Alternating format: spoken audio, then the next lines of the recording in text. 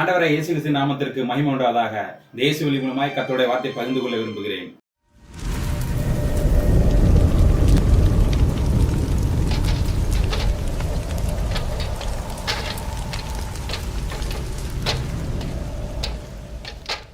வேதத்திலிருந்து ஒரு வசனத்தை காண்பித்துக் கொடுக்கிறேன். அது ஆதியாகமம் 4வது அதிகாரம் 5வது வசனம். காயினும் அவன் காணிக்கையும் அவர் அங்கீகரிக்கவில்லை. அப்பொழுது காயினுக்கு மிகவும் எரிச்சல் உண்டாகி அவன் முகநாடி வேறுபட்டது. இப்ப 2 விஷயம் இந்த காரியத்துல இருக்குது.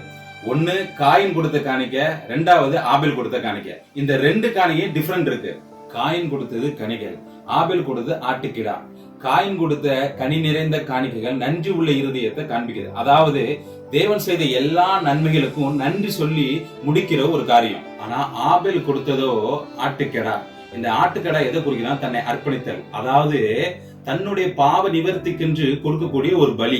உங்களுக்கு புரியும்படி சொல்லணும்னா, லேவியராகமம் 2வது அதிகாரம் 12வது வசனத்துல கர்த்தர் மோசே கூப்பிட்டு சொல்றாரு, கனிகளை காணிக்கையா கொண்டு வரலாம், ஆனா பலிபீடத்தில் அது சுகந்த வாசனையா தகனிக்க முடியாது அப்படின்னு சொல்றாரு. இப்படி சுகந்த வாசனையாக தகனிக்கப்படாத ஒரு காணிக்கையை தான் காயின் கர்த்தருக்கு பலிபீடத்துக்கு கொண்டு வர்றாரு. இப்போ இதே லேவியராகமும் 1வது அதிகாரத்துல சொல்றாரு, உங்க பாவ நிவர்த்திக்கென்று ஒரு ஆட்டுக்கடாவை கொன்று அதன் ரத்தத்தை பலிபீடத்தில் சுற்றிலும் தெளித்து அதை சந்து சந்தாக வெட்டி பலிபீடத்து மேல் அடுக்கி வைக்கப்பட்ட கட்டைகள் மேல வைத்து அதை நெருப்பினால தகனிக்க கடவான் என்று, இது கர்த்தருக்கு சுகந்த வாசனையானது அப்படின்னு வேதத்துல சொல்லப்படுது. அக்கினினால சுட்டெரிக்கப்பட்டு சுகந்த வாசனையாக கர்த்தர் முகர்கிற இப்படிப்பட்ட இந்த காணிக்கையை தான் ஆபேல் கொண்டாந்து கர்த்தருக்கு கொடுக்கிறான்.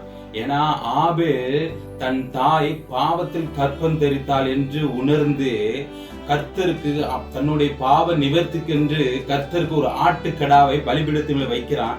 கர்த்தர் தன்னுடைய அக்கினியால பட்சிக்கிறாரு, அதை அங்கீகரிக்கிறாரு. அவனுடைய வாழ்க்கை சுகந்த வாசனையா அங்கீகரிக்கப்படுகிறது, கர்த்தர் முகர்கிறார்.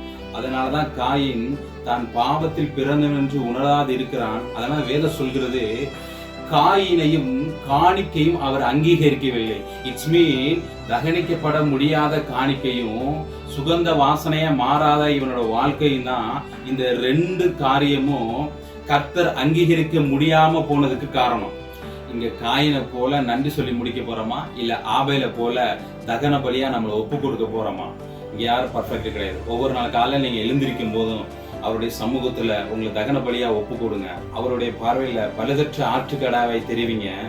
அவருடைய அக்கினி உங்களை பட்சிக்கும் போது கர்த்தர் விரும்புகிற சுகந்த வாசனையா உங்க வாழ்க்கை மாறும். இந்த வார்த்தை உங்களை பேசியிருக்குன்னு நம்புறேன். இந்த வார்த்தை உங்களுக்கு பிரயோஜனமா இருக்குன்னா மற்றவருக்கு ஷேர் பண்ணுங்க. ஷேர் பண்றது மூலமா அநேகர் இயேசுவின் மூலமா பிரயாணம் பண்ணட்டும். See you in the next video. May God the Father, the Lord Jesus and the Holy Spirit protect and bless you. Amen.